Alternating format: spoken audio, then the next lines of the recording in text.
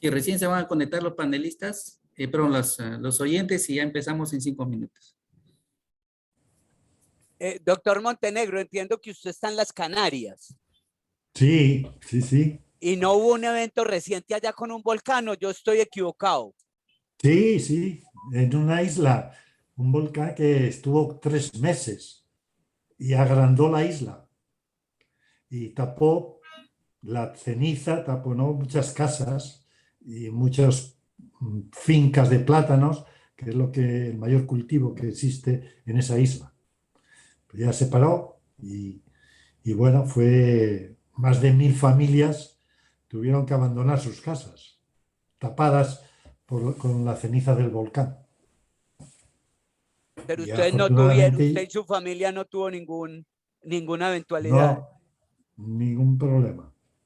Yo hace un año estuve paseando por ese sendero donde apareció el volcán, porque era un sendero turístico, porque había en el año 74 hubo otro volcán en esa zona y en el año 47 otro. Y lo tenían preparado para el turismo y estuve paseando por allí para ver los volcanes. Y bueno, cuando apareció el volcán y vi dónde era, digo, oh, si ahí estuve yo, paseando tranquilamente.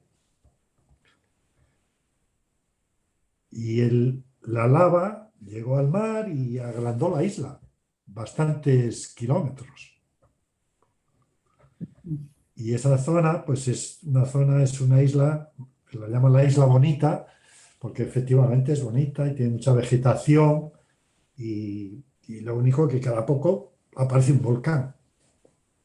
Wow. No hubo pérdidas, no hubo mucha pérdida humana, ¿o sí? No, no, ninguna.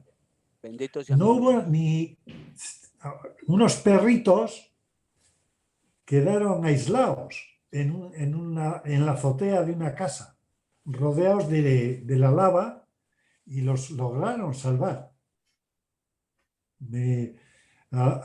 Esos 4 o 5 perros, que eran perros de caza y que cuando apareció el volcán debían estar por el campo y claro, la lava los aisló y subieron a una terraza de una casa y allí estuvieron unos cuantos días y lograron, no sé exactamente cómo lo salvaron, pero sí que lo salvaron.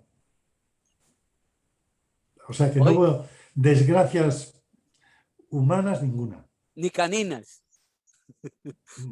Ni Esos son caninas. personajes que se... En el último siglo se utilizaban para carreras. Sí. Y había apuestas como carreras Claro, como de caballos, caballos, pues carreras sí. de galgos. Sí, Disculpe, en los canódromos. En los Disculpe, canódromos, doctores, correcto. podríamos ya podrían iniciar con el webinar. Sí. Que ustedes indiquen. Ya, Jessy, podemos empezar, ¿no? Sí, ya están. Sí, estamos, ya. Ya, bueno. Buenas tardes con todos. Soy el doctor Alexander Torres, nefrólogo del Hospital Rebagliati, encargado de la moderación de este webinar. Continuando con nuestras actividades académicas, el Departamento de Nefrología del Hospital Rebagliati de Lima, Perú, en esta oportunidad presentamos nuestro webinar titulado Dialogando con nefrólogos expertos en diálisis peritoneal. Agradecemos el auspicio de la Sociedad Norte de Nefrología de España y del Laboratorio Abbott. Tenemos como ponente principal al doctor Jesús Montenegro Martínez. Él es ex jefe del Servicio de Nefrología del Hospital Universitario de Galdacao, País Vasco, España. Tiene un doctorado en medicina por la Universidad de País Vasco de España. Él es licenciado en medicina y cirugía por la Universidad Salamanca de España, médico nefrólogo formado en el Hospital de Cruces, País Vasco, coautor del libro Tratado de la diálisis peritoneal, autor de numerosas publicaciones, dentro de las más importantes podemos mencionar Diálisis peritoneal de alto flujo, la supervivencia en diálisis peritoneal con solución de diálisis sin productos de degradación de la glucosa, balances peritoneales de calcio y magnesio en diálisis peritoneal. Muchas gracias, doctor Montenegro, por aceptar la invitación. Para mí es un gusto tenerlo que presentar. Ha sido mi jefe de servicio del hospital cuando me formé como residente y para mí es un gran orgullo tenerlo acá. Bienvenido, doctor Montenegro. Muchas gracias, Alex. Siempre para mí es interesante contar con todos los nefrólogos de Latinoamérica, dado que prácticamente todos los países he estado dando conferencias desde hace muchos años. He intentado enseñar la nefrología y sobre todo la diálisis peritoneal. Y como has mencionado, el libro del Tratado de Diálisis Peritoneal es un referente y creo que único, además en español, pero tampoco ya hoy día no existe ningún libro de diálisis peritoneal en otra lengua inglesa. Por tanto, pues tanto los otros compañeros coautores conmigo como agradecemos a toda Latinoamérica el interés que tienen por la diálisis peritoneal y que es una buena opción para los pacientes con una enfermedad renal terminal.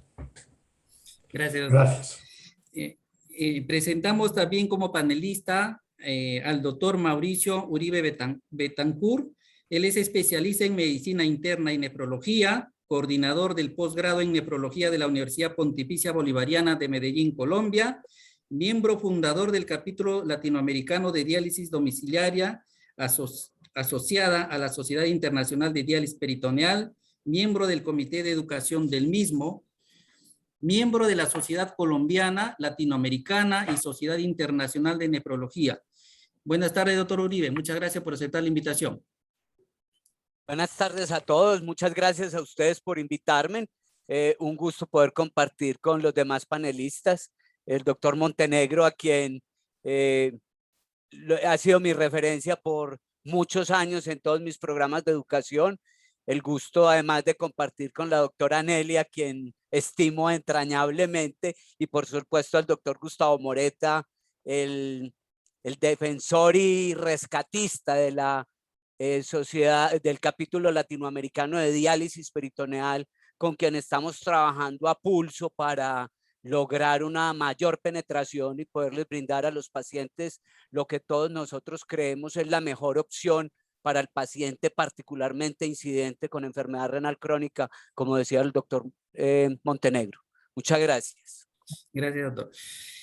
También nos acompaña como panelista el doctor Gustavo Lorenzo Moreta, especialista en nefrología por la Universidad Nacional de Córdoba, Argentina, doctor en medicina por la Universidad Católica de Argentina, especialista en ciencias de la educación por la Universidad San Andrés de Argentina, tiene un MBA en dirección de empresas farmacéuticas, biosimilares y dispositivos médicos por la Universidad CEU San Pablo, Madrid, España, y es secretario académico del capítulo latinoamericano de la diálisis domiciliaria. Buenas tardes, doctor Moreta. Muchas gracias por aceptar la invitación. Gracias, Alexander. Bueno, como le dije al inicio, para mí es un placer compartir con todos. Por supuesto que, ¿quién no estudió con el libro del doctor Montenegro? Lo tenemos ahí de Biblia, y la verdad que no solamente está muy bien hecho, sino que es ameno para leer, ameno para estudiar.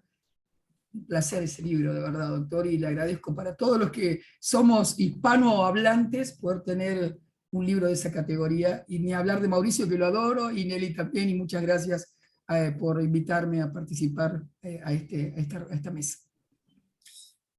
Gracias, doctor Moreta. Como tercera panelista tenemos a la doctora Nelly Seminario Alegre. Ella es médico nefróloga del Hospital Rebagliati, es coordinadora de la unidad de diálisis peritoneal del Hospital Rebagliati del año 2003 al 2007, tiene una maestría en Economía de la Salud por la Universidad Nacional Mayor de San Marcos, es fundadora de la unidad de nefrología intervencionista del Hospital Rebagliati en el año 2007 y es cofundadora de la Asociación Peruana del Acceso Vascular.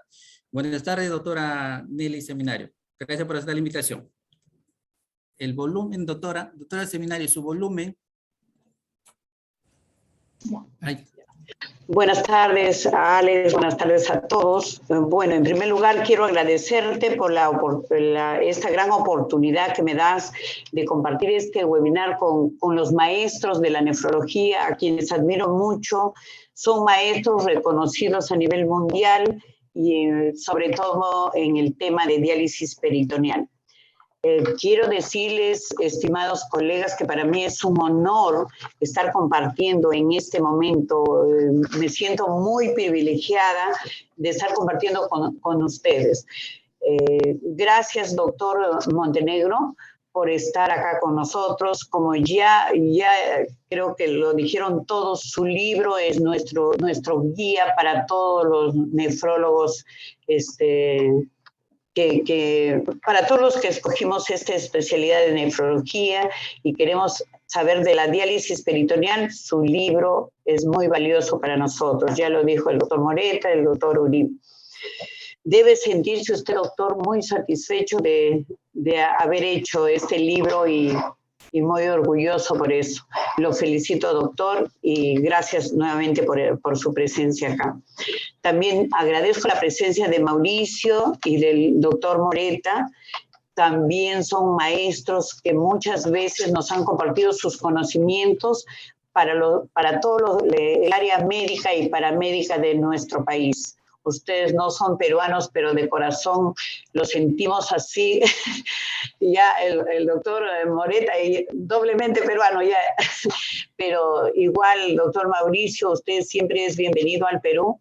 Ya le digo, por todas las enseñanzas que hemos tenido de ustedes, de toda la parte científica e incluso de la parte práctica que hemos hecho acá en Perú para todo el personal médico y paramédico. Gracias por su presencia. Y bueno, yo creo que esta tarde va a ser de mucho provecho, ya que nos vamos a nutrir todos los presentes de las sabias enseñanzas de los maestros que son el doctor Jesús Montenegro, el doctor Mauricio Uribe y el doctor Gustavo Moreta. Gracias, Alex, por la invitación. Muchas gracias, doctor. Doctora, se le olvidó Muchas mencionar gracias. una magnífica profesora que es usted misma. Yo la admiro profundamente. Bueno, doctor. Gracias. Entonces, vamos a empezar con las preguntas para hacerle al doctor Montenegro. La temática va a ser hacerle preguntas al doctor Montenegro. Son 18 preguntas y posteriormente daremos espacio de un tiempo de 10 minutos más o menos a cada panelista para que pueda preguntar o hacer algún aporte, ¿ya? Entonces, doctor Montenegro, vamos a empezar con las preguntas. La primera pregunta, doctor Montenegro: ¿después de cuántos años de diálisis peritoneal ya deja de tener utilidad el PET? Buenas tardes a todos los oyentes. Yo creo que la prueba de equilibrio peritoneal siempre será útil, aunque han aparecido derivadas de esta prueba múltiples pruebas que luego enunciaremos. Pero antes me gustaría hacer mención a la membrana peritoneal.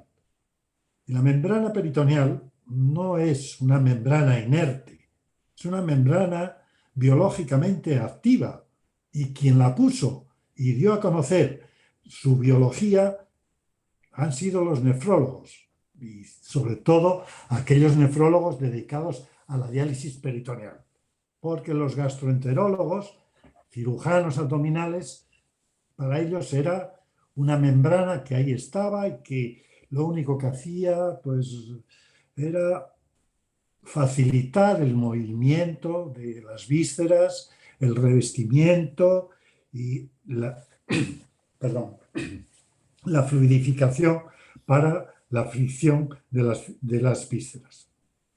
Pero esta membrana es muy activa y si empezamos a conocerla, empezaremos porque empezamos con unas células que es en forma de empedrado, que después tiene una membrana, que luego hay un intersticio, y dentro de ese intersticio pues hay células, hay fibras, y hay vasos, y hay sistemas nerviosos.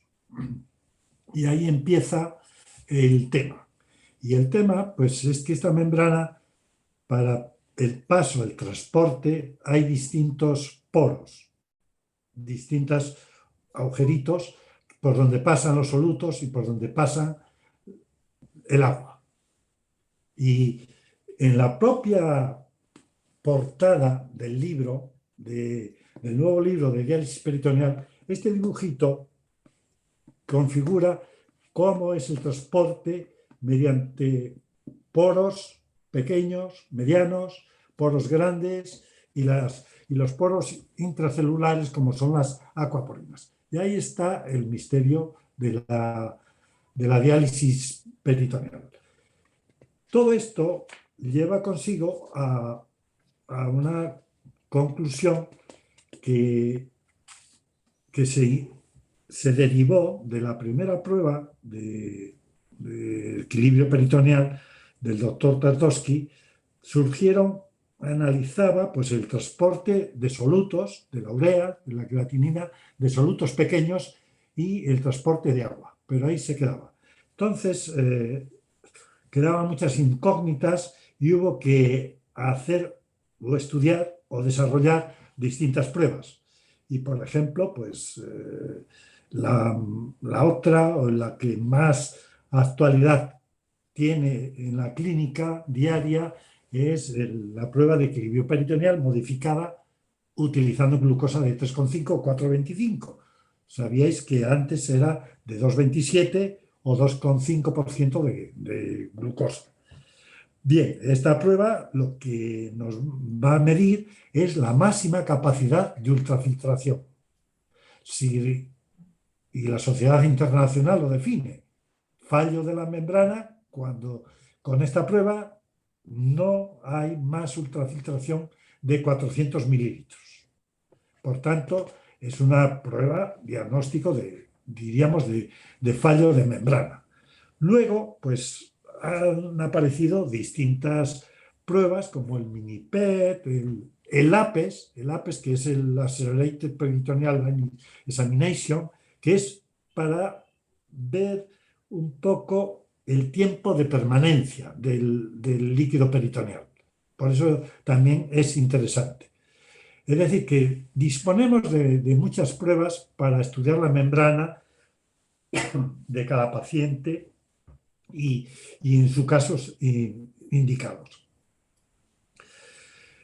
Y otra prueba, pues el Peritoneal Dialysis Capacity, que esta lo que nos viene a mostrar es, además del transporte de solutos y el transporte de agua, viene también la reabsorción, nos analiza la absorción de líquido y el aclaramiento peritoneal de proteínas. Otra prueba, pues, derivada del mini-PET, pues es el doble mini-PET, que lo que hace es también medir la capacidad de ultrafiltración, viendo cuánto se ultrafiltra con una solución de 1,36 o 1,5 y una solución de máxima concentración de glucosa de 3,86 a 4,25. Por tanto, también podemos utilizarla y son pruebas muy fáciles. Otra puede ser la prueba de equilibrio peritoneal combinada, que utilizamos una prueba con glucosa de 3,86 o 4,25 para medir la capacidad total de peritoneal. A la hora se saca todo el líquido, se drena totalmente todo el líquido y se ve cuánta ultrafiltración ha habido. Perdón. Y luego se vuelve a infundir y se deja 4 horas de permanencia y vemos la saturación de los solutos, el tipo de transporte, la capacidad de ultrafiltración, también el cribado de sodio y también, como no, el transporte de agua libre. Tenemos otra prueba, el UniPET. Bueno, no quiero cansarles, pero como ven, y todas estas pruebas están descritas en el libro, que se puede ver cómo se hacen atentamente, y se puede decir que, bueno, que la prueba de equilibrio peritoneal siempre será válida mientras dure esa membrana peritoneal. Mientras esa membrana peritoneal no se esclerose y haya que parar o derivar el paciente a diálisis o bien trasplantarlo. Por tanto, las modificaciones de la membrana peritoneal para ultrafiltrar más, para ultrafiltrar menos, pues han fracasado. Pues, pruebas como catecolaminas, la angiotensina, fármacos, hormonas vasodilatadoras, las prostaglandinas, todo ello no ha servido para nada. Ni pruebas que modifiquen la ultrafiltración farmacológica. Y además de la prueba de equilibrio peritoneal, siempre hay que dosificar las necesidades de diálisis, la cantidad de diálisis que debemos dar. Para ello, pues tenemos que tener en cuenta el KTV de la función renal residual, el acaramiento de creatinina, las pruebas de laboratorio, la nutrición, es decir, para conseguir una diálisis adecuada. Y creo que, como pregunta, si después de tantos años de diálisis peritoneal la prueba de equilibrio peritoneal tiene utilidad, yo digo que sí, que sigue teniendo, hasta el final. Bien. Creo que no sé si he contestado a la pregunta. Sí, doctor. Muy bien, gracias, doctor. Siguiente pregunta, doctor. ¿Es efectivo el uso de insulina intraperitoneal como tratamiento de la diabetes descompensada?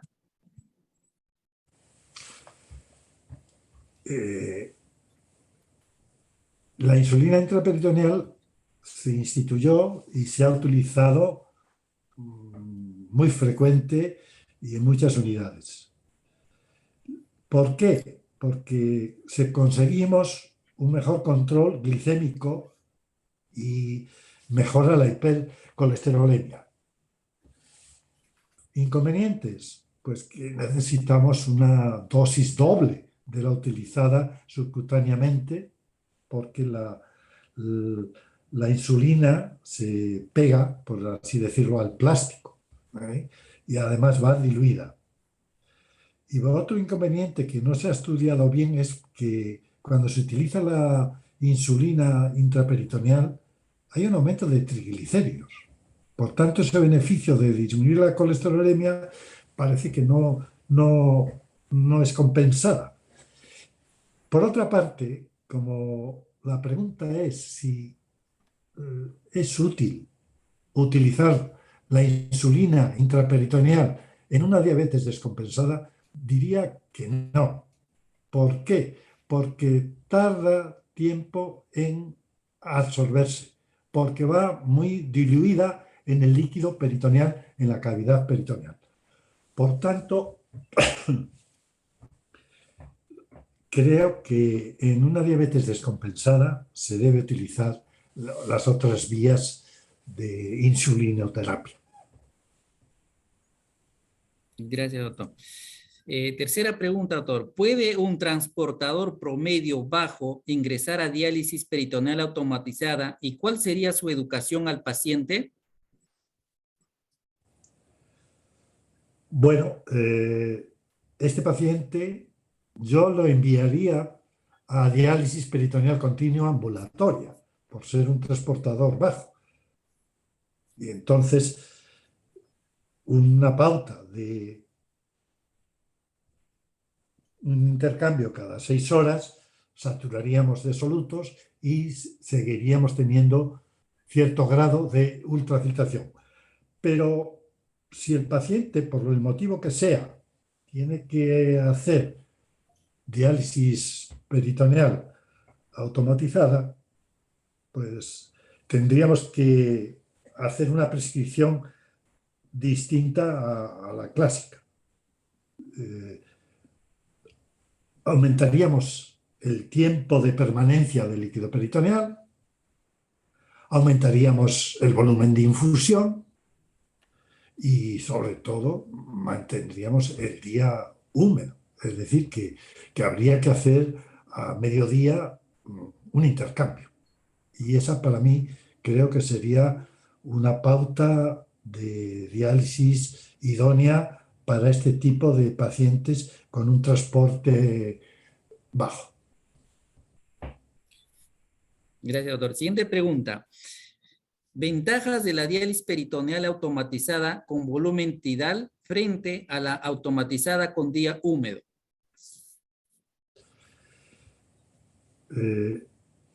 Sinceramente no veo ventajas, pero todo va a depender de utilizar el tidal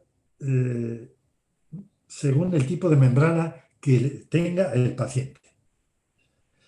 Puede que el transporte de moléculas pequeñas sea mejor con el tidal, pero es menor para otras moléculas, como moléculas medianas o moléculas grandes. Es decir, hablo de moléculas pequeñas tipo urea y hablo de moléculas medianas tipo beta-2 microglobulina y hablo de moléculas grandes, la albúmina. Pero tal vez con el tidal consigamos una mayor ultrafiltración. Eso sí puede ser cierto. Sin embargo, yo nunca me incliné por el tidal por la cantidad de líquido que se genera, que hay que infundir, que hay que gastar, encarecimiento de la diálisis, porque es un líquido nuevo en contacto con la membrana peritoneal, mucha más cantidad, mucho más volúmenes de líquido a la hora de infundir. Y sobre todo, pues como he repetido, encarece la técnica. Pero yo no veo en un paciente estándar ventajas de la tidal. Gracias, doctor.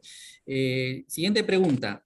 ¿Qué manejo es el más recomendado para evitar el exceso de sodio en pacientes con diálisis peritoneal automatizada?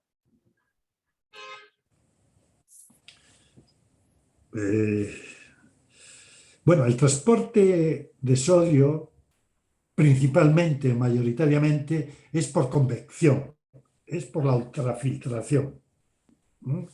Así es como se extrae el sodio en diálisis peritoneal. Por ejemplo, una ultrafiltración de 500 mililitros conseguido con una bolsa hipertónica conlleva efectivamente a un balance negativo de sodio de cerca de 50 miliequivalentes. Con los intercambios cortos no hay tanto balance negativo de sodio. ¿Por qué? Porque los poros están ocupados por el transporte de agua y por tanto el balance negativo de sodio a través del cribado es pequeño. Es decir, que habría que esperar a las 2 horas para que haya una mayor ultrafiltración ya de líquido del paciente a la cavidad peritoneal, en definitiva, una mayor ultrafiltración y un arrastre, una convección más de sodio. Y si reducimos, por ejemplo, el sodio en el líquido peritoneal que vamos a infundir, esto pues pareció muy optimista en un principio, pero luego estas concentraciones de sodio bajas en el líquido peritoneal parece que se han frenado porque claro, hay que usar líquidos hipertónicos para conseguir realmente que haya un paso de sodio con soluciones bajas en sodio. Y me gustaría poner un ejemplo. Un sodio de 130 miliequivalentes o milimoles en el concentrado de diálisis peritoneal a infundir, vamos a tener que necesitar bolsas hipertónicas de 4,25. O si utilizamos otro ejemplo, bolsas con una concentración de sodio de 120 milimoles, la concentración de glucosa que vamos a necesitar para que haya un balance negativo de sodio va a ser de 7 gramos, de alrededor de 7 gramos, cosa que a todos nos repugna o no nos favorece el infundir tanta glucosa a los pacientes. En estos pacientes, posiblemente la diálisis peritoneal adaptada, pues al modificar la solución, el volumen, la tonicidad y el tiempo de permanencia, sin tener que modificar el tiempo total de diálisis peritoneal, se puede obtener un mayor rendimiento de ultrafiltración y además de solutos y sobre todo de lo que estamos hablando de sodio. Por tanto, la diálisis peritoneal adaptada estaría bien indicada en estos pacientes para conseguir estos objetivos que he mencionado. Gracias, doctor. Siguiente pregunta. No sé si tengo que explicar lo que es la diálisis peritoneal adaptada, pero se utilizan los mismos recambios, el mismo número de recambios, el mismo volumen en los recambios y con distinta concentración de glucosa. Las concentraciones de glucosa más bajas se utilizan en un principio y luego las concentraciones más altas de glucosa al final. Gracias, doctor. Esta técnica, hasta donde yo sabía, era propia de Fresenius. No sé si otras compañías la tienen. Siguiente pregunta, doctor. Sí. ¿Qué tipo de hernias serían contraindicaciones absolutas para inicio de la diálisis peritoneal? Pues en principio serían todas las hernias intratables, pero yo creo que hoy día pocas hernias hay no tratables, como posiblemente las eventraciones, las grandes eventraciones por cirugía previa o por falta de rectos, que aunque esto yo creo que hay pacientes con debilidad de rectos y que el drenaje es bueno, por tanto no sería una contraindicación. Y a mí sobre todo serían las hernias diafragmáticas que necesiten cirugía, porque es una reparación bastante delicada. Por tanto, hoy día lo primero es reparar, antes de empezar la diálisis, es reparar la hernia, hacer una hernioplastia. Diría que en general no existe una contraindicación debido a las hernias para hacer diálisis peritoneal. Hay que corregirlas. Y tú sabes, Alex, que en nuestro hospital se corregía la hernia en el mismo tiempo que se ponía el catéter peritoneal. Sí, doctor. Bien, doctor. Siguiente pregunta. A ver, ¿cómo prevenir la perforación de víscera en el implante de catéter con técnica percutánea a ciegas y cómo comprueba que hubo asa intestinal pegada en pared abdominal?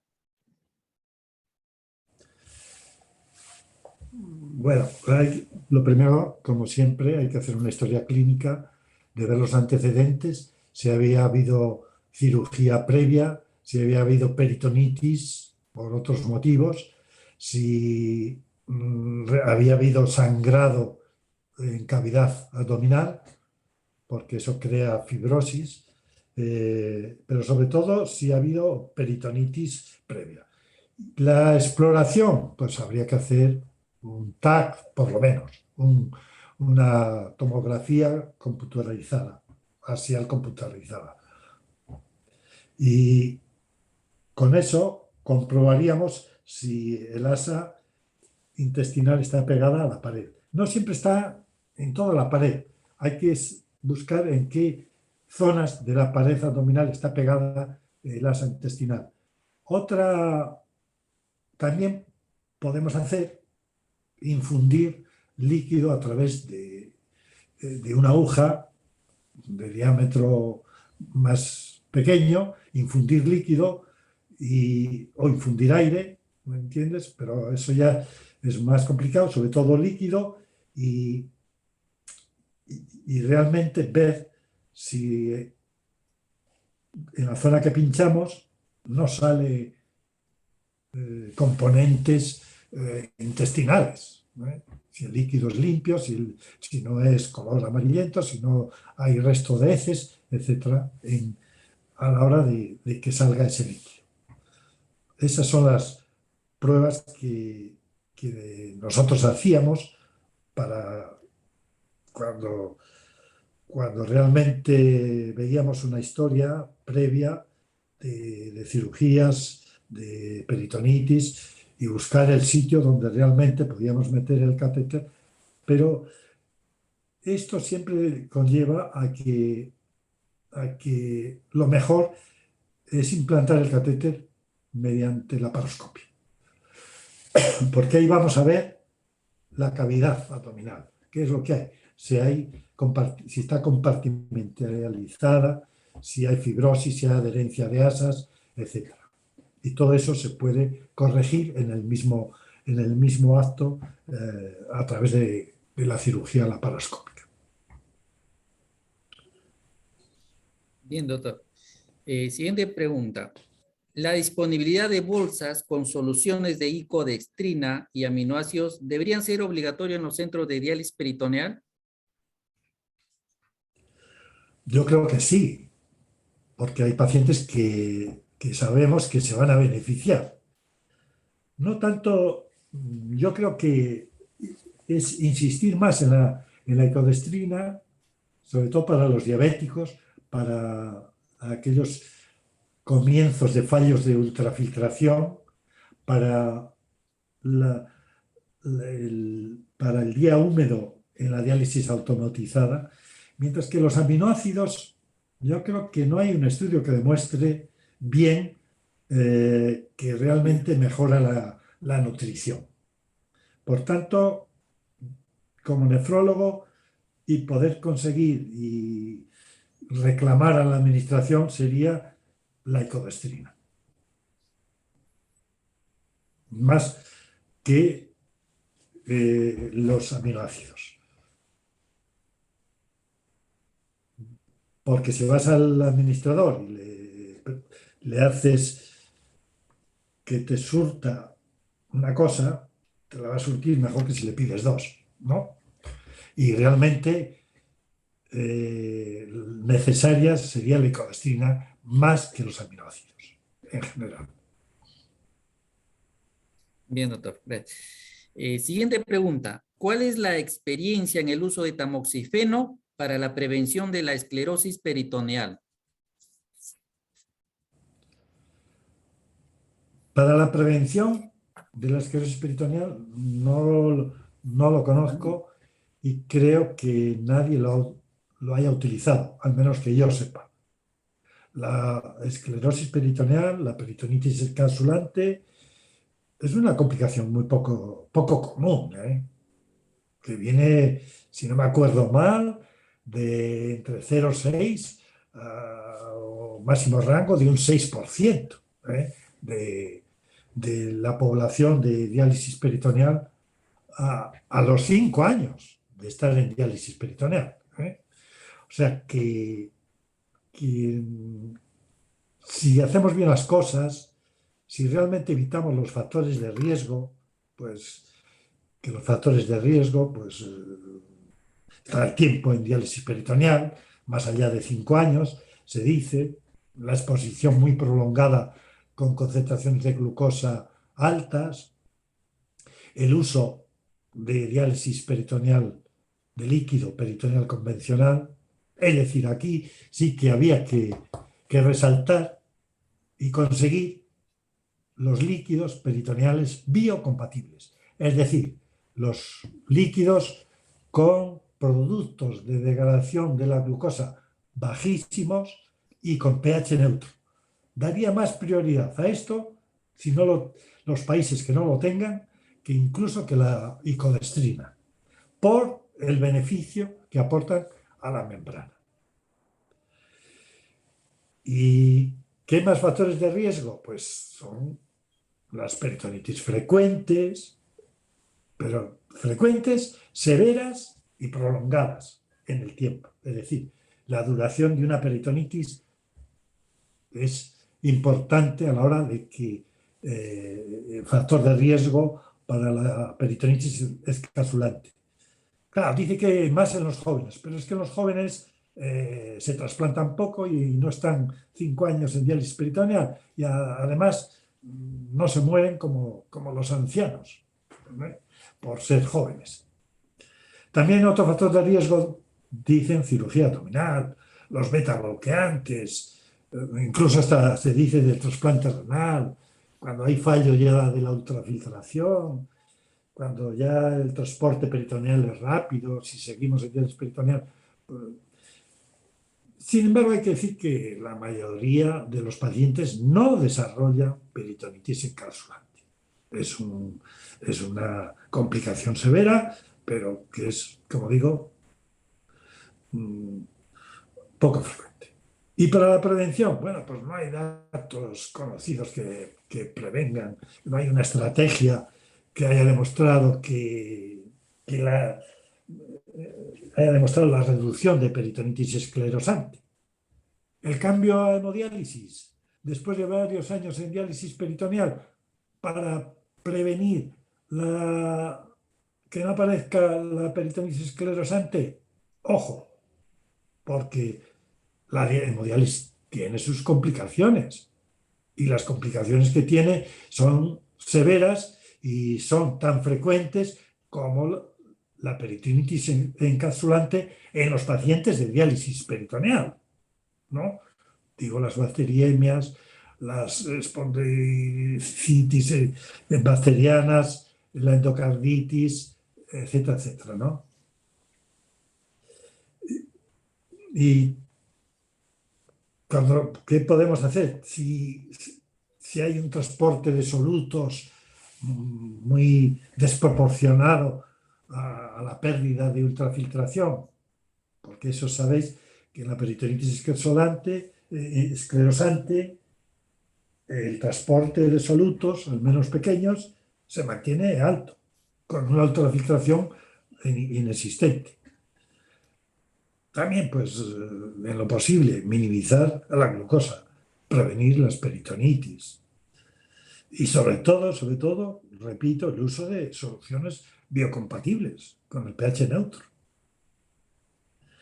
Y en definitiva, no hay un factor predictor específico que nos diga que se va a desarrollar una peritonitis esclerosante. Ni el TAC siquiera tiene un valor predictivo de que ese paciente va a tener una peritonitis esclerosante. Sí es un valor diagnóstico de peritonitis, pero no para que nos indique que este paciente en breve va a tener una peritonitis esclerosante. Y bueno, pues el tratamiento pues es parar la diálisis peritoneal, retirar el catéter, dar corticoides, inmunosupresores, tamoxifeno y una cirugía cuidadosa por especialistas, porque sí, baja la mortalidad. Si la mortalidad está en el 90% de los pacientes que tienen peritonitis esclerosante, con una cirugía bien cuidada, podemos reducir la mortalidad a un 30%. Por tanto, tamoxifeno como prevención, yo no conozco ningún dato, ninguna publicación, ni lo he oído. Gracias, doctor. Siguiente pregunta. ¿Qué circunstancias en el paciente diabético consideraría de mayor importancia para ser tomado en cuenta como una contraindicación relativa?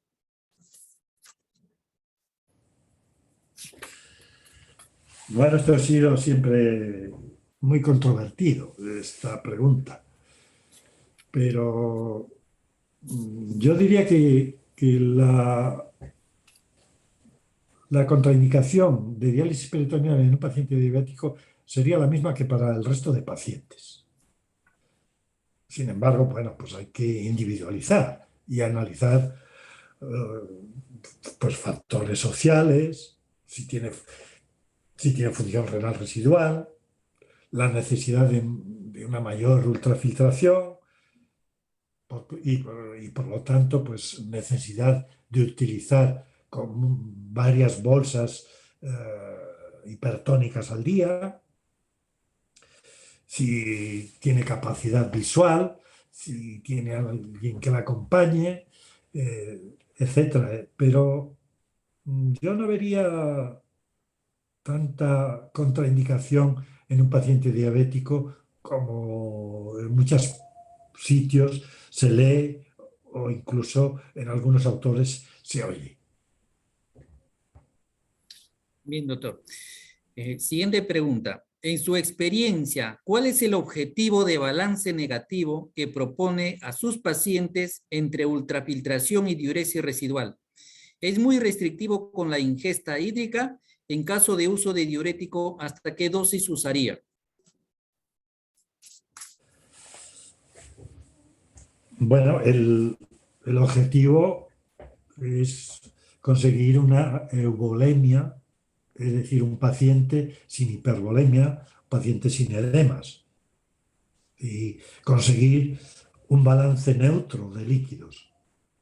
Ingesta, ultrafiltración, más diuresis.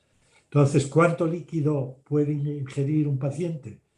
Tenemos que saber qué tipo de comida hace, de alimentos, porque alrededor del 80% de la mayoría de los alimentos es agua. Luego, la cantidad de agua que toman para la medicación, para tomarse sus pastillas. Por tanto, ahí hay que individualizar en cada paciente. ¿Cuánta furosemida, qué diuréticos podemos utilizar? Yo siempre la furosemida, 40, 50 miligramos al día, no más, porque más no va a ser, no se va a mejorar la diuresis. Y yo siempre, y últimamente también ya lo dicen más gente, más autores, es añadirle una hidroclorotiazida de entre 25 y 50 miligramos al día con la furosemida para aumentar más la diuresis. Por tanto, esta pregunta sí que hay que individualizarla en cada paciente. Sentarse, hablar con él, qué tipo de comida, cómo está su volemia, etcétera. Si tiene edemas. Entonces, esto es intentar conseguir un balance neutro de líquidos. ¿Cómo se consigue? Pues si realmente la ultrafiltración no es muy alta, la diuresis no es muy alta, pues habría que restringirle mayoritariamente los líquidos, ¿no? Por tanto, lo dejo que analizarlo para cada paciente. Bien, doctor, gracias. Siguiente pregunta. En el Perú no contamos con icodextrina. ¿Qué recomendaciones podría darnos en términos de preservar la función de la membrana peritoneal?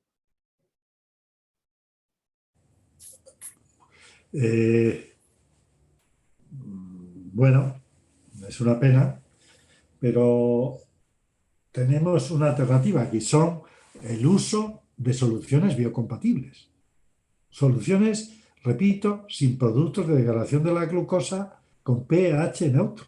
Y ahí podemos utilizar soluciones hipertónicas que no van a ser tan lesivas para la membrana peritoneal como las soluciones convencionales. Bien. Y no sé si últimamente todas las nuevas sustancias que se intentaban o estaban en el estudio para conseguir una ultrafiltración, no sé si, si están comercializadas. Si me perdonas un momento que voy a tomar un poquito de agua. Sí, doctor. Un segundo. Yo quería aprovechar este espacio, ahora cuando vuelva el doctor lo comentamos, hacer un pensamiento y ponerlo aquí a la mesa. En realidad el doctor nos acaba de decir muy claramente que la peritonitis esclerosante es de muy baja frecuencia, y eso es lo que está asociado en todo caso al uso de soluciones con alto contenido de glucosa. Por lo tanto nos está diciendo de que si usamos correctamente las soluciones no vamos a tener la peritonitis esclerosante. Es probable que el paciente se muera de una enfermedad cardíaca y no por peritonitis esclerosante, ¿no? Es como para tener presente el concepto, porque muchas veces, aprovecho para comentarle al doctor, que justo acá, aprovechando su espacio, ¿no? Les comentaba de que usted mismo ha hecho referencia a que es bastante infrecuente la peritonitis esclerosante. Por lo tanto, si uno cuida la carga de glucosa que le va a colocar al paciente, inclusive la carga de glucosa que tiene el paciente cuando come, porque no es solamente el azúcar que le doy en la bolsa, sino que es la alimentación que recibe, porque pareciera que el problema es la concentración de la bolsa y no la educación del paciente en la cantidad de alimentos que incorpora, sobre todo si consume mucho hidrato de carbono o si tiene una intolerancia a la glucosa. Creo que entender la carga de glucosa no es solamente la bolsa de 425, sino entender la carga real que recibe el paciente, inclusive con la dieta. Solamente quería eso, doctor, aclarar, porque si no, uno piensa de que es la solución el problema. En realidad es que falta hora médico para que el paciente se corrija, digamos, ¿no? No es tanto la solución, sino lo que hace el sistema de salud con lo que tiene. Es una opinión, ¿no? Pero bueno, ahora lo dejo, doctor. Aproveché De ese acuerdo, minuto. correcto. Gracias, doctor. Siguiente pregunta. ¿Cuál es la medida que consideraría más importante a tomar ante paciente con una infección de orificio de catéter? ¿Prefiere algún tipo de profilaxis antibiótica? No. Lo que tiene que enseñar al paciente a revisar diariamente el orificio de salida del catéter y limpiarlo. ¿Y cómo se hace esa limpieza? Con agua y jabón. Y luego secarlo. Hay que secarlo porque si lo dejas húmedo podemos facilitar la infección de pseudomonas. Las pseudomonas crecen muy bien en ambientes húmedos.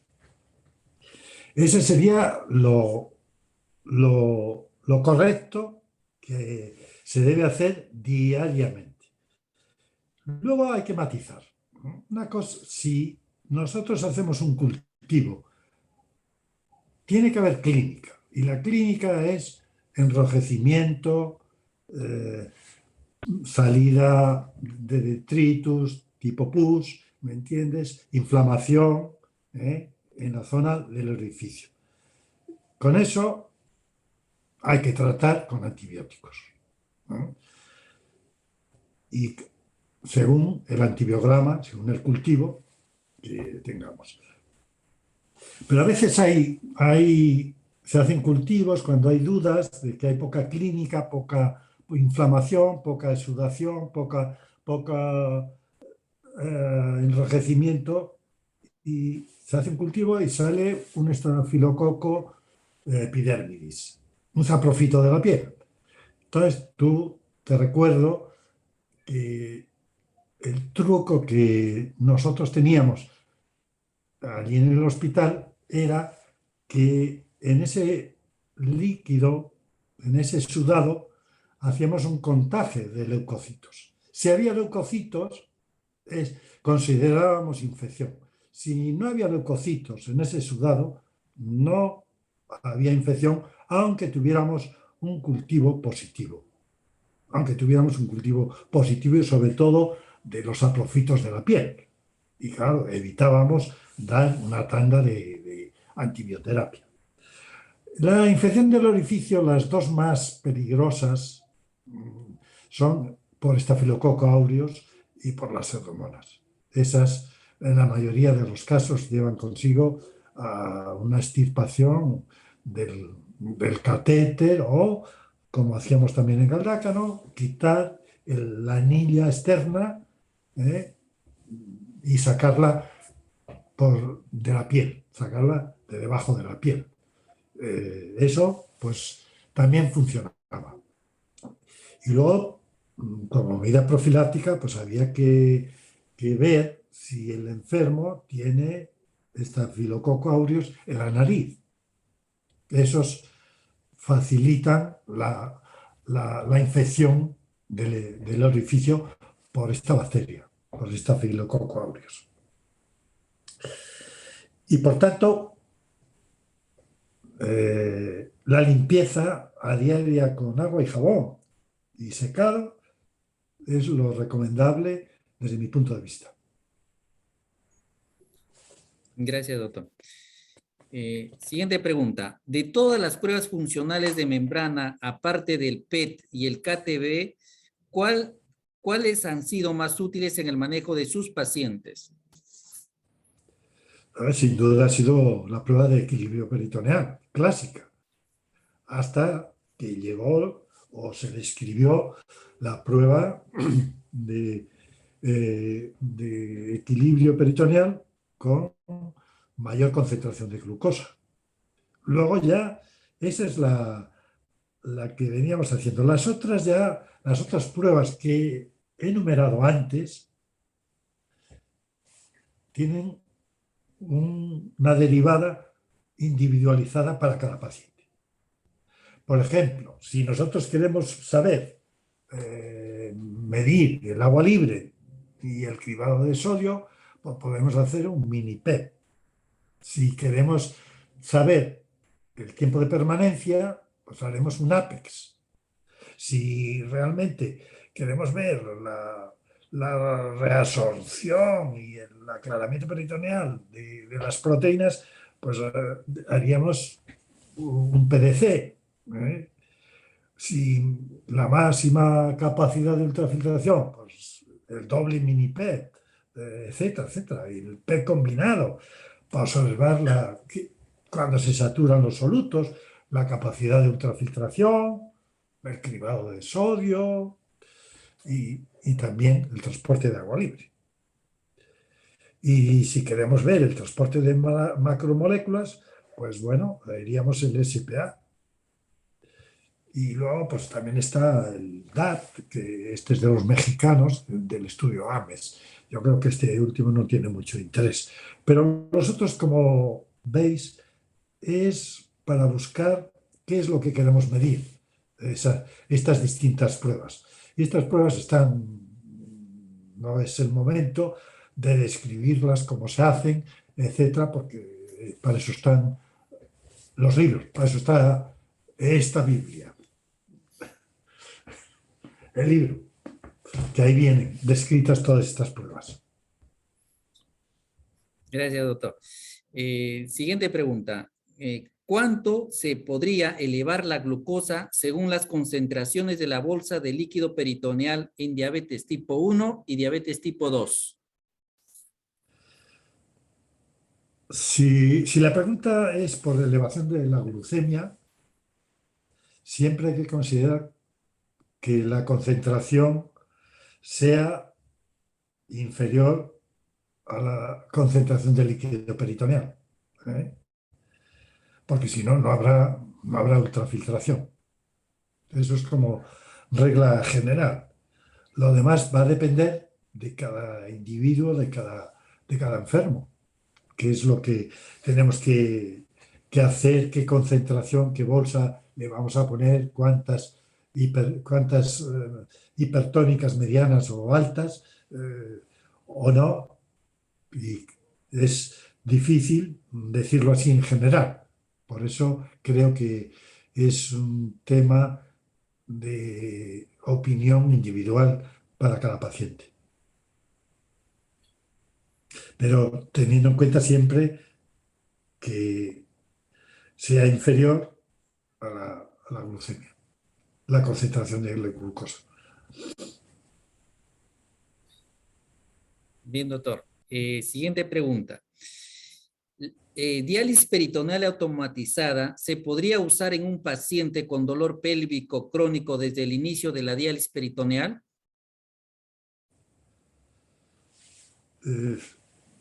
¿Y cuál es la causa del dolor pélvico? Claro, lo primero que hay que diagnosticar es cuál es la causa del dolor pélvico. ¿Cuál? La mayoría de estos dolores que tienen los pacientes en la zona baja son debidas al catéter y otras veces son debidas a hernias incipientes no diagnosticadas. Estos dos aspectos son los que hay que tener en cuenta para antes de decir no puede hacer diálisis peritoneal. La diálisis peritoneal automatizada, lógicamente, que si es por una hernia incipiente no diagnosticada, va a tener menos dolor porque va a haber menos presión intraabdominal que con la DPCA, lógicamente. Por tanto, yo creo que lo primero es saber por qué es el dolor crónico. Y lo primero que sería es revisar el catéter. Incluso revisarlo y ver si realmente está incidiendo ahí sobre la pelvis, sobre el recto, sobre un asa y que realmente molesta. Gracias, doctor. Siguiente pregunta. ¿Es importante la biopsia peritoneal para valorar la respuesta y eficiencia en la diálisis peritoneal?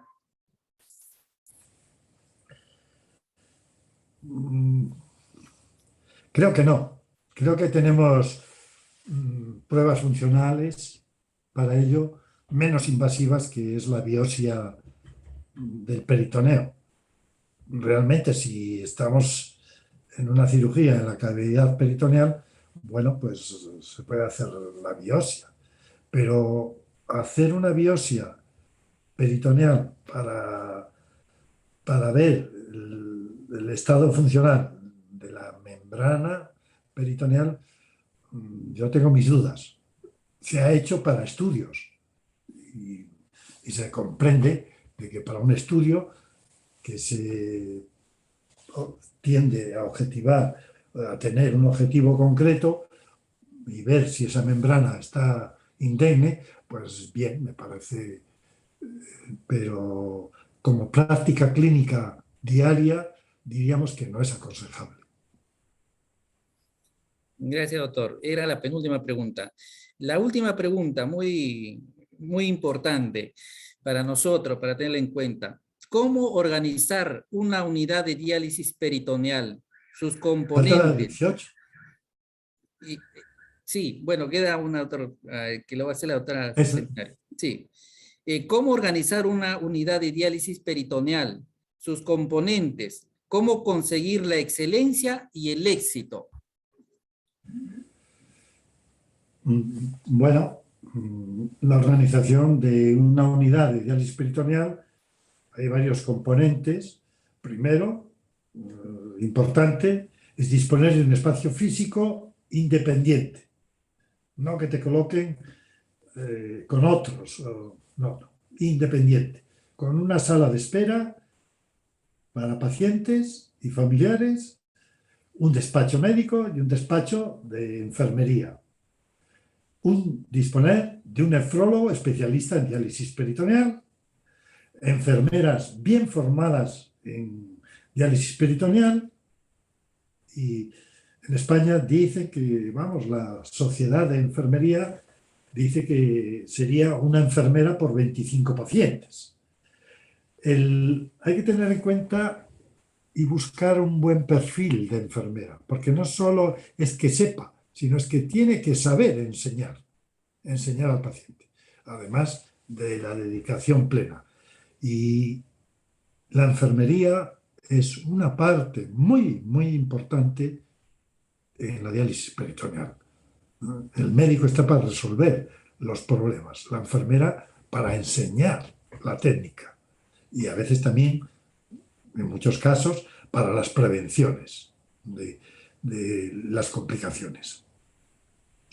Luego, pues también disponer una comunicación activa con el paciente mediante telefonía, Bluetooth. Yo puedo contaros, hace 15 años presenté un programa a Telefónica España que consistía en lo que ahora es la medicina digital, la medicina por videoconferencias, videollamadas, y era que un sistema que consistía en que el paciente le iba a enseñar a la enfermera al menos una vez a la semana el orificio desde su casa. Iba automáticamente pesar la bolsa que había drenado, enseñar los pies, las tomas de tensiones, y todo eso iba al ordenador, a la computadora de la enfermera y del médico, y ahí se analizaba. Eso puede que sea una utopía, pero la medicina va por ahí, y esa sería la digitalización. Luego también es importante que las pruebas de laboratorio las haga la enfermera de diálisis peritoneal, para que no haya confusiones para medir el líquido peritoneal, medir las concentraciones de líquido, las concentraciones, es decir, pedir la concentración de urea en sangre, urea en líquido peritoneal, creatina, etcétera, que sean en la unidad y la función renal residual, la diuresis que tiene, y luego también disponer de la enseñanza de la diálisis peritoneal. Ya con todo esto que hemos conseguido, pues también investigar y hacer trabajos y incentivar al personal para que se mantenga y esté alerta a las novedades en esta técnica que, bueno, pues que cada día, no sé últimamente si cada día salen novedades, pero en mi época, cuando empezamos, claro, cada día había una novedad y había que estar atento a toda a la literatura y asistir a congresos, a conferencias. Con esto, yo creo que se consigue el éxito y la excelencia de una unidad de diálisis peritoneal. Muchas gracias, doctor Jesús Montenegro. Voy a dar el pase a la doctora Nelly Seminario para que pueda interactuar, hacer algún aporte o hacer alguna pregunta al doctor Jesús Montenegro. Sí, le quería hacer una pregunta sobre implante de catéter peritoneal. Doctor Montenegro, quisiera saber cuál es su experiencia en la colocación de un catéter vía laparoscópica con monopuerto y con o sin fijación. Buena pregunta. El tema, yo no soy partidario de fijar el catéter. Yeah. ¿Por qué? Porque a la hora de la extracción hay que hacer una laparotomía o una laparoscopia para cortar los puntos. Lo que realmente yo hago en el monopuerto es meter el catéter por encima de la vaina del recto, de la vaina que está en contacto con el peritoneo de los rectos, y bajarla muy cerca de la pelvis menor y ahí dejar la anilla y ahí introducir el catéter. Entonces, el catéter queda, no va a haber fugas, queda bien fijado, y no es muy difícil que se desplace. Siempre se puede la posibilidad de desplazar, pero usando esta técnica, no sé si me explico, desde la entrada en la piel, seguimos, llegamos a la vaina de los rectos. Y en la vaina de los rectos posterior, en la que está en contacto con la membrana peritoneal, bajamos hasta muy cerca de la pelvis menor, partiendo la entrada que sea cerca del ombligo, pues dejamos esa anilla ahí abajo y ahí queda fijado. Realmente, otros autores, pues la fijación es también pertinente, evita desplazamientos, pero también hay que saberla hacer, porque muchas veces se fija, por ejemplo, mal a un epiplon y el epiplon ya sabe que se mueve y se desplaza el catéter. Por tanto, no podría, yo digo que no soy partidario, pero no estoy en contra de fijar el catéter. Ya, doctor. Gracias.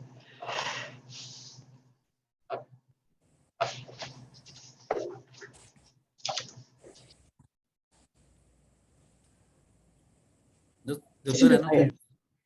No, sí, damos pase a algún otro participante de repente del grupo podría querer hacer alguna pregunta al doctor Montenegro, al doctor Moreta, al doctor Uribe. Yo quería hacer algunos comentarios, si es posible, Alexander. Bueno, Sí, doctor, sí, claro. Tiene, doctor, gracias. un espacio para compartir.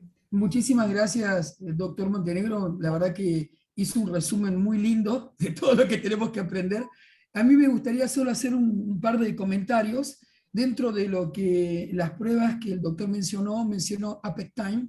Yo creo que esa prueba es muy importante, es la que permite ver el PET de glucosa con el PET de urea, el lugar donde se cruza, y eso determina el lugar justo de depuración de la urea y ultrafiltración, muy útil para la prescripción de cicladora. Cuando hablábamos recién de qué prueba es útil, ahí tenemos una muy útil para poder prescribir. La segunda cosa que quiero decir es ver el PET, porque muchas veces los PET están hechos, están en la computadora y el médico no lo vio solamente la enfermera. Esa es la realidad de casi toda Latinoamérica, que he recorrido toda Latinoamérica. Así que por ahí prestar atención un poco a ese tipo de cosas.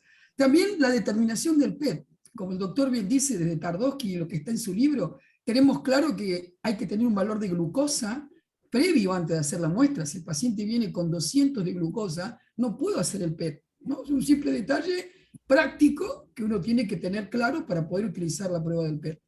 Continuando con el tema de la insulina, indudablemente lo mejor que podemos hacer para insulinizar es usar la técnica subcutánea que manejamos adecuadamente.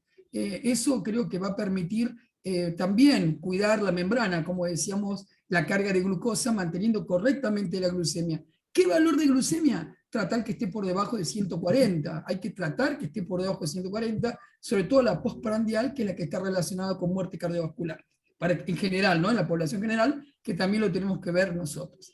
El doctor mencionó la diálisis peritoneal adaptada, lo cual es muy interesante, y la verdad que creo que todos lo tenemos que pensar, no solo para la cicladora, sino para manual. El hecho de poder utilizar volúmenes en distinto tamaño, distinto momento, tiempos en distinto momento. El doctor dijo algo muy importante respecto al ciclo de sodio. Dijo que tenemos que tener 2 horas. Si lo hacemos antes, no voy a sacar sodio. Entonces, si quiero cortar el ciclo, tengo que utilizar por lo menos más de 2 horas, ¿no? 3 horas y voy a sacar sodio adecuadamente arriba de 190 milimoles. Voy a tener una buena depuración de sodio. Eso quería comentar. Con respecto a las soluciones biocompatibles. Pueden leer, hay una evaluación de la Cochrane hecha por el doctor Stripoli, a quien tengo el gusto de conocer, en el 2018. Él comenta lo útil que son las soluciones biocompatibles para mantener la vida y preservación de la membrana, pero también, sobre todo, de la función renal residual, y eso es muy importante. Ahora, no demostró mejorar la mortalidad en ningún momento, o sea, las bolsas biocompatibles no mejoran la mortalidad de los pacientes en PD, pero sí preserva la función renal residual, de alguna manera va a aumentar el tiempo de vida. La icodectrina también es una solución biocompatible, eso también quiero que lo tengan presente. ¿Qué otro detalle más? El Tidal. El Tidal es un problema. Hay que pensarlo bien si uno lo va a usar. Es importante cuando hay dolor abdominal, uno puede utilizar el Tidal y de esa manera baja un poquito el dolor. ¿Qué me queda por ahí? El tema de la peritonitis esclerosante, ya lo dijo el doctor, es muy infrecuente, no la vamos a encontrar. Y lo más importante que para mí que escuché del doctor es la prevención de la peritonitis. Porque si sabemos que la cantidad de carga de glucosa no va a generar un impacto real, no dejen de usar la bolsa de 425. Porque los pacientes están muriendo con sobrecarga, hipertensión y con enfermedad cardíaca. No llegan a los 5º años para dañar la membrana. Se mueren antes, a los 3 años, sobrecarga hídrica. Entonces, usen la bolsa de 425 una vez, 3 veces a la semana, lo que sea, pero tratando de mantener una ultrafiltración adecuada y poder sacar sodio, si no, no van a sacar sodio y va a estar el paciente hipertenso. Entonces, eso es uno de los puntos. Y por último, con el tema de la organización de la unidad de diálisis peritoneal, primero, como dijo el doctor, hay que tener un médico dedicado. Hay que tener un médico coordinador del programa y no que tenga un par de horas al mes asignado. Y tiene que aprender a manejar el programa y estar ahí arriba también junto con la enfermera. Si no, no se logra la mejoría de la calidad. Bueno, usé mis 5 minutos. ¿Ah? Usé mis 5 minutos. Muchas gracias, doctor. La verdad que me encantó escuchar. A mí me dijeron que eran 10. Respecto a lo que... Sí, puede volver a... Eres de 5 a 10 minutos, no hay problema, doctor. Ah, Puede bueno, tomarse un yo poquito usé más de mis tiempo 5. si usted quiere hablar. No, le quiero comentar respecto a las soluciones biocompatibles, que no sé si están extendidas en Latinoamérica. No, lamentablemente no. Cuando yo iba por ahí no existía, y más que yo insistía en la compañía Fresenius, era un problema. Yo tengo estudios de hace ya muchos años con soluciones biocompatibles, pero que con bicarbonato puro. Y ahí demostré que la mortalidad disminuía. Y era un seguimiento que para la mortalidad diríamos que es poco porque era a 3 años, pero bueno, ya era una pequeña inclinación. Y desde luego una disminución de las peritonitis. Y las peritonitis por hongos, que creo, no sé, pero se me decía que en Latinoamérica era frecuente, con esta solución desaparecía porque el bicarbonato mata los hongos. ¿Entiendes? Entonces, yo creo que, como decía antes, si no se dispone de soluciones biocompatibles, primero hay que luchar por conseguirlas.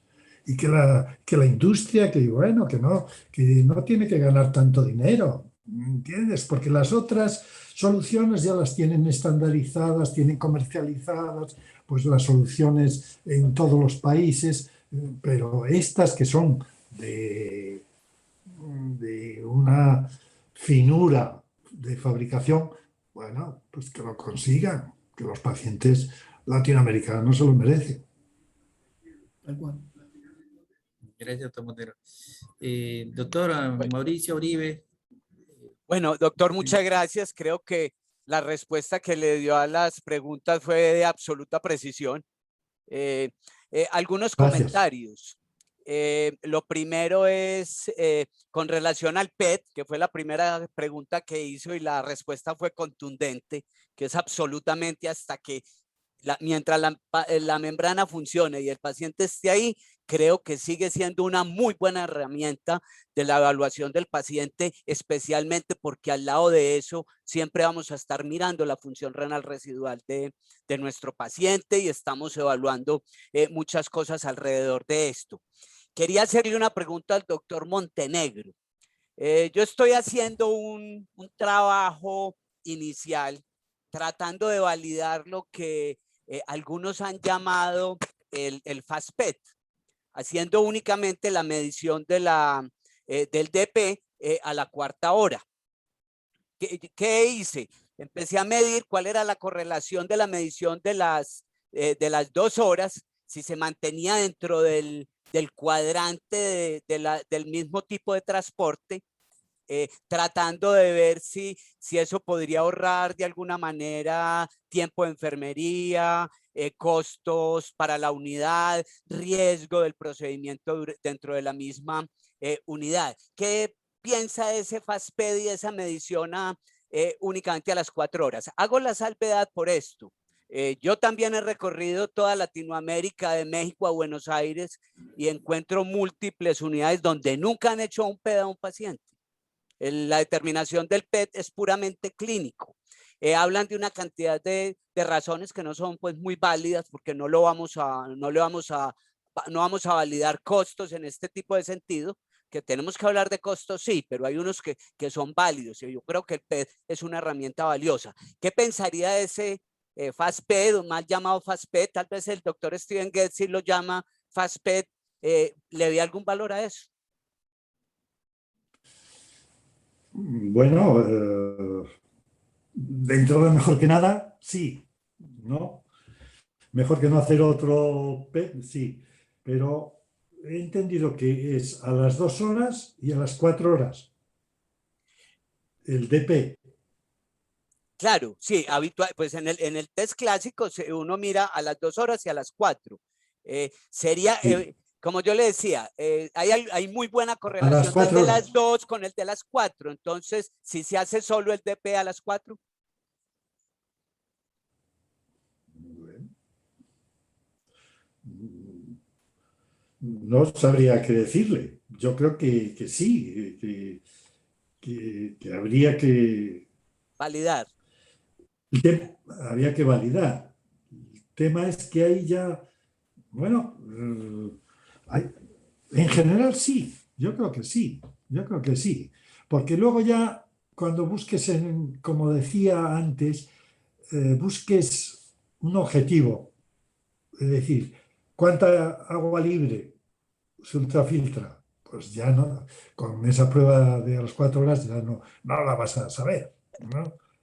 Ya, ¿cuánto sodio? Sí que vas a poderlo valorar.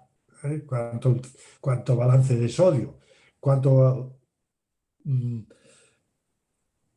Y en general, yo creo que, como bien dices, se ahorra tiempo, se ahorra dinero y puede ser, y es válido, puede ser válido para la clínica diaria.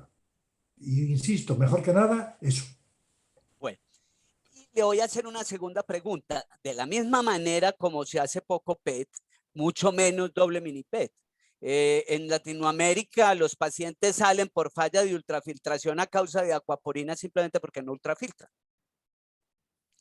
Le voy a hacer una pregunta que la he hecho en muchas partes y no he obtenido respuesta. Hay un artículo de Van Biesen que habla de monitoreo de membrana peritoneal, un artículo como del 2010.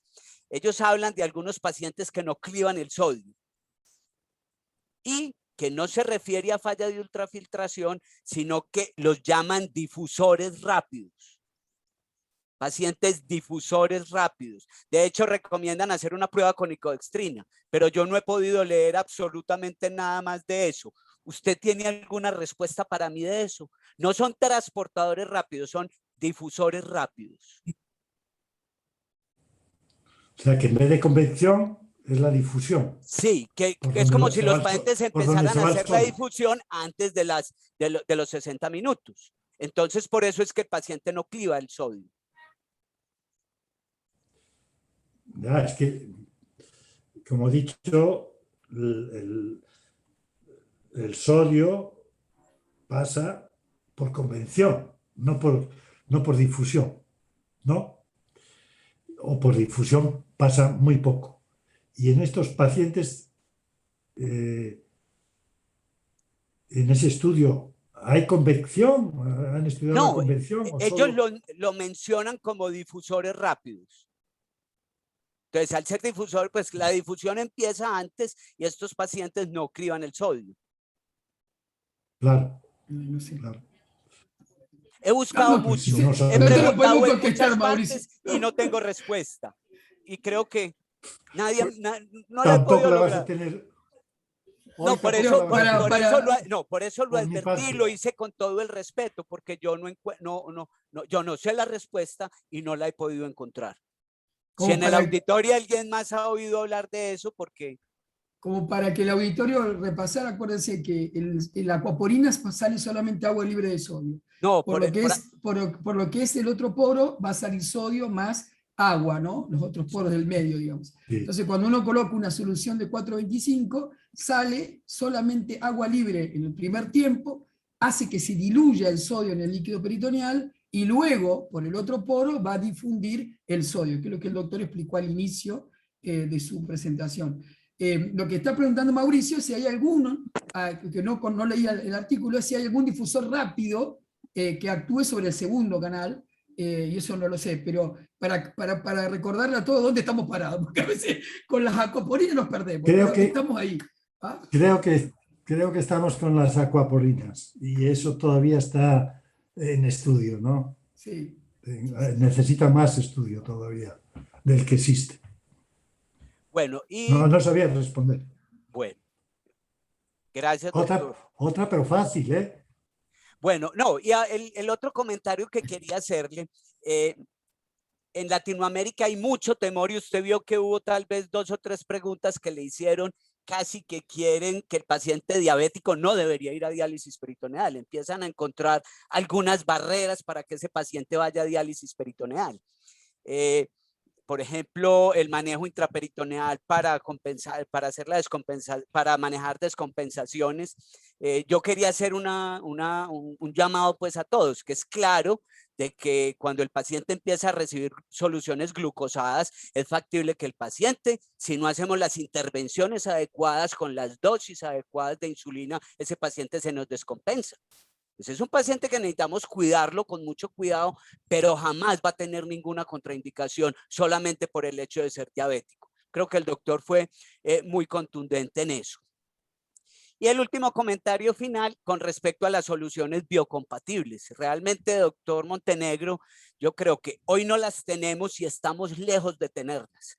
Entre otras razones, no solo los costos, sino que los sitios donde se producen las soluciones son muy poquitos. Los países de Latinoamérica, creo que en este momento no se está produciendo sino en México y en Colombia.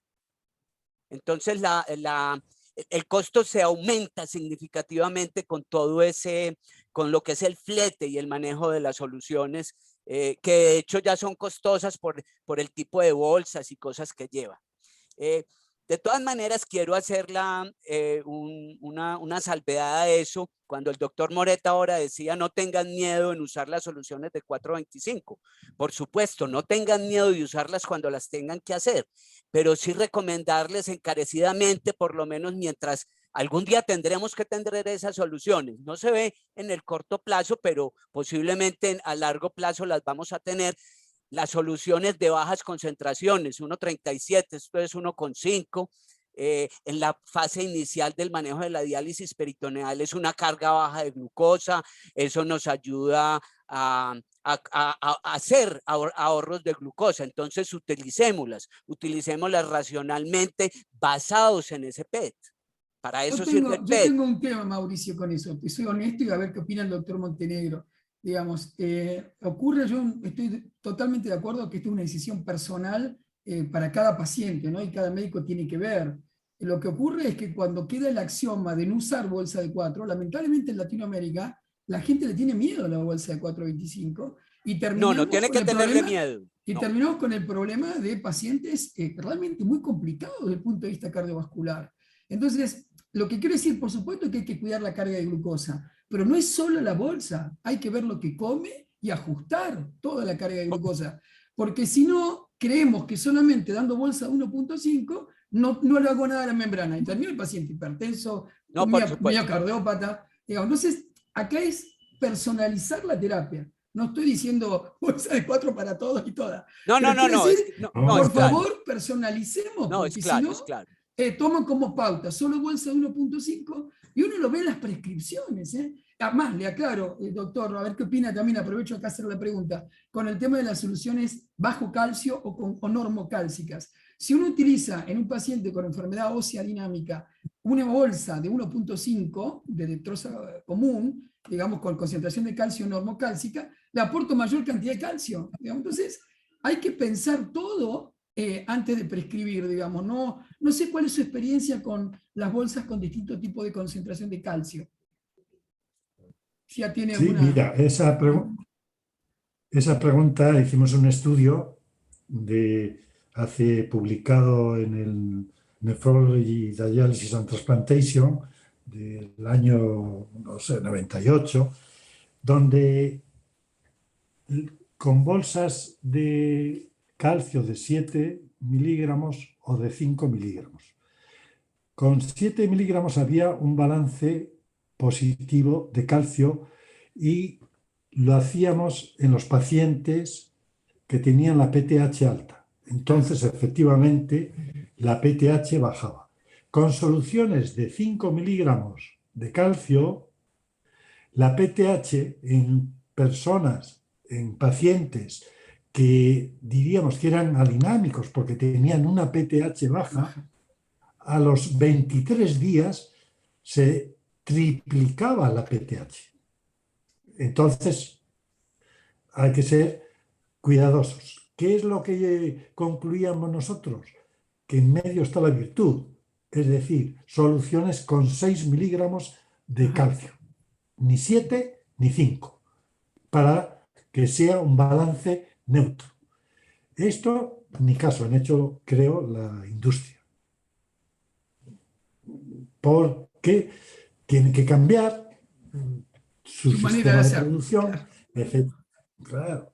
Pero eso, te quiero decir que fue un estudio que además toda la gente de estudiosos de la osteodistrofia, del metabolismo del calcio, del metabolismo óseo, todos estos ilustres, cuando se enteraron de este trabajo, me dijeron, ¿y por qué no les dejaste?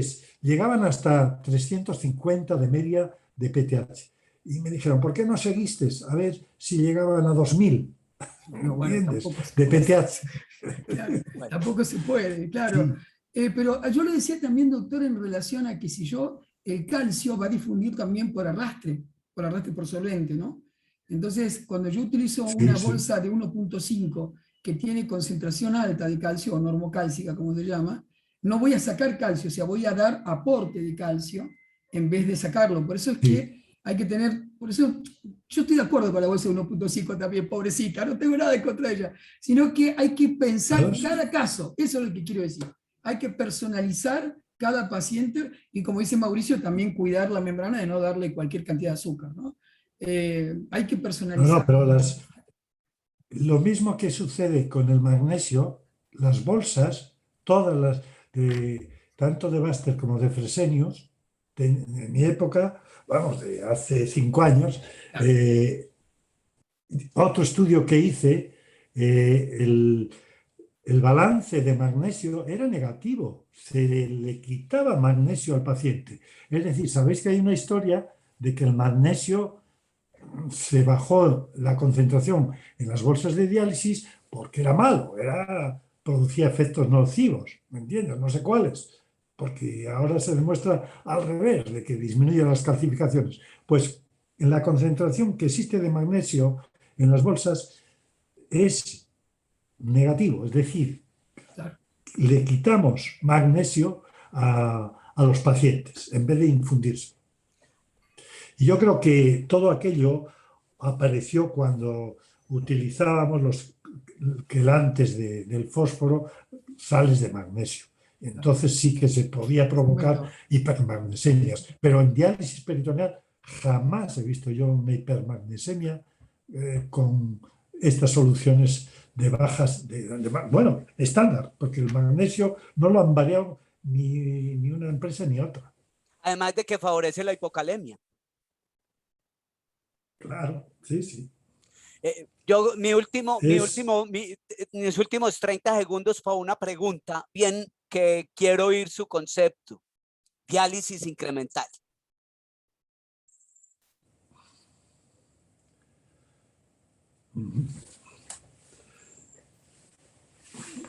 Bien. ¿Con qué fin? También yo la diálisis incremental. ¿Considera la diálisis incremental como una buena alternativa para el paciente incidente con función renal residual más que las prescripciones habituales completas. Si realmente yo lo individualizaría, porque yo sí pondría la diálisis incremental en pacientes donde tengan una gran acidosis metabólica, tengan hiperpotasemia, tengan cierto grado de sobrecarga de líquidos a pesar de tener función renal residual, y por mucho que le digamos que restrinja la ingesta de líquidos, pacientes no disciplinados, a esos yo sí le haría diálisis incremental. Porque le voy a decir una cosa, cuando yo en el KTV, para cambiar, para aumentar la dosis de diálisis, yo tenía en cuenta que el KTV total, aunque no llegara a 2, si el 30% del KTV era renal, no me importaba que el KTV total fuera de 1,5 o fuera de 1,7. ¿Me entiendes? Cuando el 30% lo aportaba de ese total de KTV era renal. ¿Entiendes? Y no, como te dicen las guías, que hay que conseguir un KTV total peritoneal renal de 2. Entonces ahí, pues el paciente podía hacer 2 recambios al día. ¿Me entiendes? Y eso sería como práctica de la diálisis incremental. No sé si me explico lo que quiero decir. Que la diálisis incremental, es decir, que podíamos incluso incremental podía ser un día hacer diálisis y otro día no hacer 2 recambios en vez de 3 o 4, porque todavía se conserva diálisis y a medida que se vaya perdiendo la función renal residual se va aumentando el número de intercambios. De acuerdo. Pero el matiz que quiero decir y que lo impuse en la práctica clínica diaria en mi unidad, era que del KTV total, si el 30%, si el KTV total era 1,5 o 1,7, si el 30% de ese KTV era el 30% era renal, yo no aumentaba el número de intercambios. Le mantenía al paciente con 2 recambios o con diálisis igual, dejándole descansar el domingo o el fin de semana. Ese para mí era el concepto un poco de diálisis incremental en este tipo de pacientes. Ok, muchas gracias. No sé si respondí a la pregunta. Sí, señor. Claro que sí, doctor. Gracias. Bueno, no habiendo ya más... Doctor Seminario, sí, la palabra. A ver, una preguntita más para el doctor. ¿Qué tan frecuentes son las peritonitis con cultivo negativo en su unidad, doctor Montenegro? Eran bajas. Yo creo que no llegaba ni a un 10%. Y siempre eso hay que tener en cuenta que es por mala técnica, bien de recogida, bien de laboratorio. Lo que pasa es que ante esa situación de que en un principio había muchas peritonitis con cultivo negativo, lo que, que hacía todos los laboratorios es el líquido peritoneal, después de extraer, hacer las revoluciones pertinentes, coger el sedimento, porque ahí es donde realmente estarán más bacterias y con eso se aumentó o disminuyeron los cultivos negativos. Luego es muy raro que haya bacterias raras que no crecen en el cultivo pertinente. Eso también hay que tenerlo en cuenta. Y también tener en cuenta pues, la tuberculosis del bacilo de Koch, que es rara, pero existe. Gracias, doctor. Si hubiera alguna acotación más de alguno de los panelistas, ya estamos 1 hora 43 minutos de la charla. Sí, me quedaba sin voz. Sí, doctor. Ha estado muy interesante, cosas muy precisas que nos ha acotado, y bueno, pues para nuestros residentes, ¿no? Muchos de nosotros que nos falta aprender mucho de lo que es la diálisis peritoneal. Bueno, pues agradezco entonces a... ¿Sí, doctor? Si me permites Sí, ¿sí, doctor? hacer un poco de publicidad del libro. Sí, sí, doctor. Un hermoso libro. Es la tercera obligatorio. Obligatorio. El confinamiento me entretuvo en elaborar este libro. Bueno. Porque aunque figuran los otros dos autores, quien realmente llevó el peso del libro he sido yo. Y lo que quiero decir es que el libro también tiene la versión electrónica y es más barato. Y se puede adquirir poniendo elsevier.es y luego te aparece el panel medicina y ya buscas tratado de diálisis peritoneal o Jesús Montenegro y te aparece el libro. Y ahí puede ser en formato de papel y en formato electrónico. Y esto lo pueden adquirir ahí en Latinoamérica o que alguien afortunadamente se lo regale. Esa es la que quisiera, puesto que, como han dicho antes, efectivamente, es la Biblia de la diálisis peritoneal. Y lo repito yo, que alguien lo ha dicho antes. Claro que sí, doctor, y está totalmente actualizado con capítulos nuevos, ¿no? Que eso es importante también, que Sí. de repente para que se lee se va a aprovechar mucho el libro, ¿no? Alex. Bueno, entonces nada más me queda pues agradecer a los panelistas, a la doctora Nelly Seminario, muchas gracias por aceptar la invitación, doctora, al doctor Mauricio Uribe y al doctor Gustavo Moreta por aceptar la invitación, por compartir este panel. Y bueno, pues al doctor Montenegro, muy agradecido, doctor, por haber tomado su tiempo. Sé que allá ya es noche y bueno, pues yo la verdad muy contento y muy feliz que usted haya aceptado la invitación y tenerlo pues después de 7, 8 años, creo, compartiendo con usted, aprendiendo mucho de usted. Creo que en el residentado aprendí demasiado, no tanto como persona, como profesional, el haber compartido esos desayunos, haber aprendido cultura general. Entonces, para mí, la verdad que es un honor y muchísimas gracias, doctor, por haber aceptado la invitación. Muchas gracias. Muchas gracias a todos, Alex, y a todos los panelistas y a todos los escuchantes, todos los que han estado conectados y que espero que haya sido de utilidad. Muchas gracias a todos. Muchas gracias. Hasta luego, cuídense. Muchas gracias, buen fin de semana. Gracias, gracias. Adiós, gracias. Gracias. Igualmente. Gracias.